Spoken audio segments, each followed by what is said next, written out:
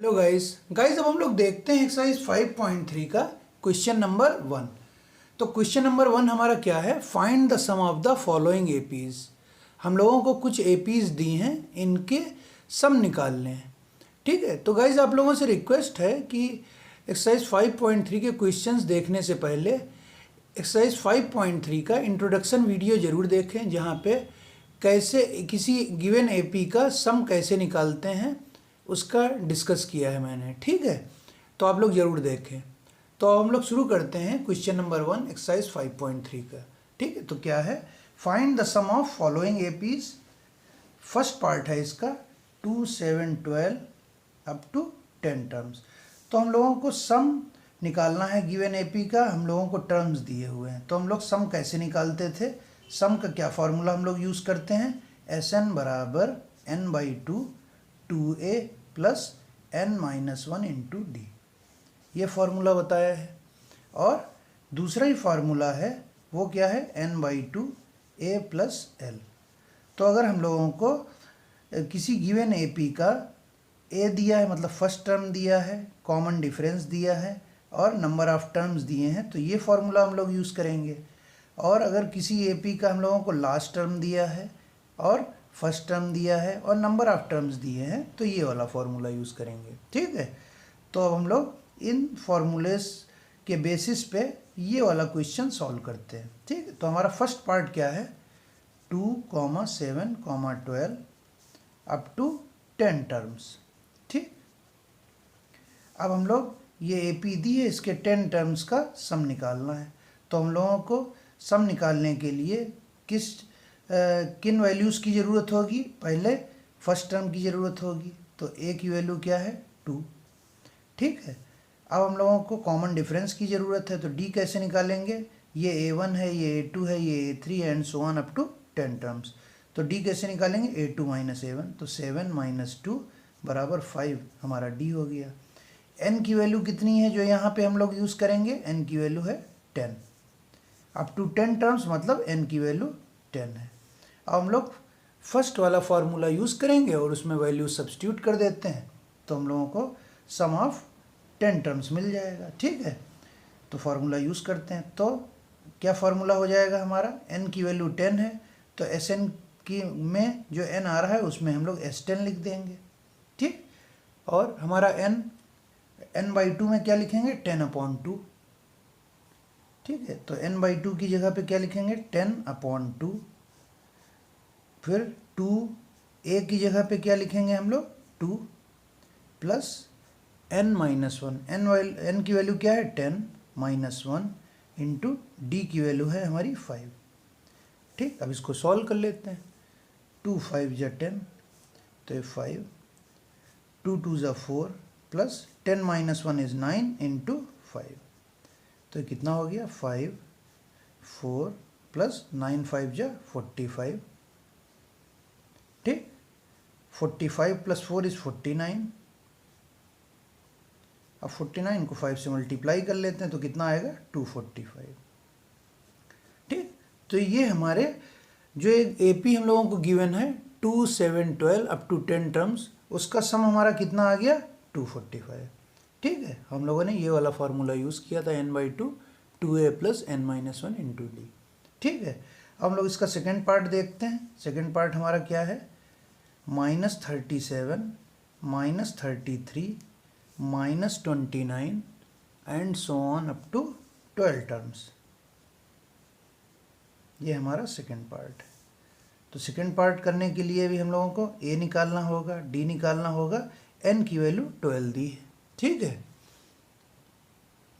तो a लिख लेते हैं, a की वैल्यू -37, d की वैल्यू क्या हो जाएगी, a2 माइनस a1। a2 हमारा है -33 और a1 कितना है हमारा, -37, तो कितना आ गया, -33 प्लस 37 दैट इज़ 4, और n की वैल्यू कितनी हो जाएगी, 12।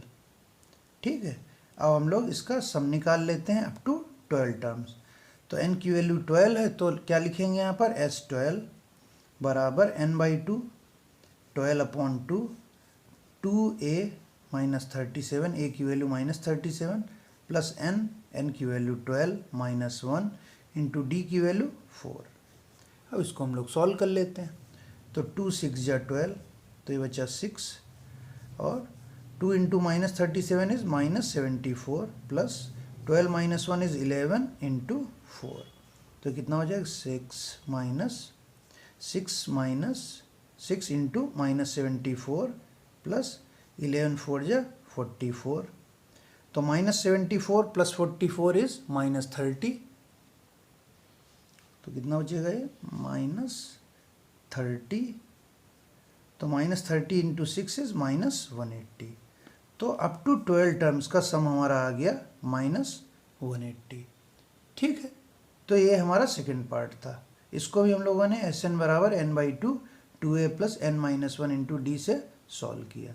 ठीक है, अब हम लोग इसका थर्ड पार्ट देखते हैं।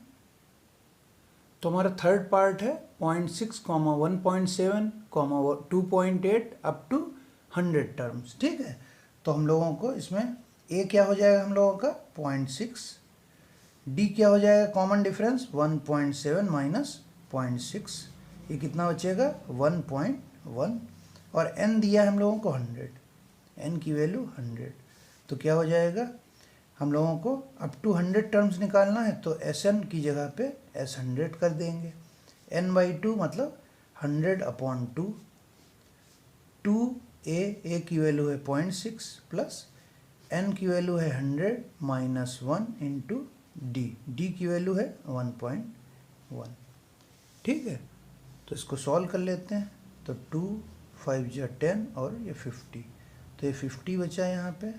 2 into 0.6 is 1.2 plus 100 minus 1 is 99 into 1.1। ठीक, इसको सॉल्व कर लेते हैं फर्दर। तो ये 50, 1.2, 99 इंटू 1.1 कितना हो जाएगा 108.9।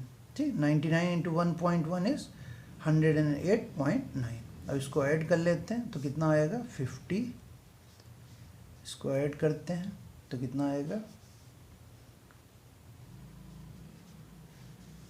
ठीक 110.1। अब इसको 50 से मल्टीप्लाई करेंगे तो कितना आ जाएगा 5505। ठीक है, तो ये हमारे 100 टर्म्स का सम हो गया। ठीक है, तो अब हम लोग इसका फोर्थ पार्ट देखते हैं। हमारा फोर्थ पार्ट क्या है, तो हमारा फोर्थ पार्ट है 1/15, 1/12, 1/10 and so on up to 11 terms. ठीक है, तो ए हमारा क्या हो गया 1/15, डी क्या हो गया a2 minus a1 that is 1/12 minus 1/15। तो ये कितना आ जाएगा हमारा, इसको सॉल्व करके। ठीक, तो इसको सॉल्व करने के लिए हम लोगों का एलसीएम हो गया 60 और 12 5 जा 60 और 4, तो 1/60। तो डी हमारा कितना आ गया 1/60। ठीक है, और n की वैल्यू हम लोगों को गिवन है 11। ठीक, अब हम लोग फार्मूला यूज़ कर लेंगे अपना n/2 2a plus n-1 into D. तो n की वैल्यू है 11, तो क्या लिखेंगे यहाँ पर S11, n की वैल्यू है 11/2, 2 इंटू a की वैल्यू है 1/15 प्लस n की वैल्यू 11 माइनस 1 इंटू डी की वैल्यू 1/60। अब इसको हम लोग सॉल्व कर लेंगे तो क्या आएगा 11/2, 2 इंटू 1/15 इज 2/15, 11 माइनस 1 इज 10/60, तो 1/6 ये बचा। अब 11/2। ठीक, अब इसको सॉल्व कर लेते हैं हम लोग, तो इसका एलसीएम ले लेते हैं। 15 और 6 का कितना आएगा 30, तो 15 2 जा 30, 2 2 जा 4 प्लस 6 5 जा 30। ठीक, तो ये कितना हो गया हमारा 11/2, 4 प्लस 5 इज 9/30। ठीक, इसको सॉल्व कर लेते हैं, तो 3 3 जा 9, 3 10 जा 30, तो कितना हो गया 11 इंटू 3/2 इंटू 10 दैट इज 33/20। तो हमारा S11 कितना आ गया 33/20। तो S11 इज इक्वल टू 33/20। तो ये हमारा S11 आ गया। ठीक है, तो तो हम लोगों ने इस क्वेश्चन 1 के 4 पार्ट थे, चारों सॉल्व किए। So this is all about question number 1 of exercise 5.3। ठीक है गाइस।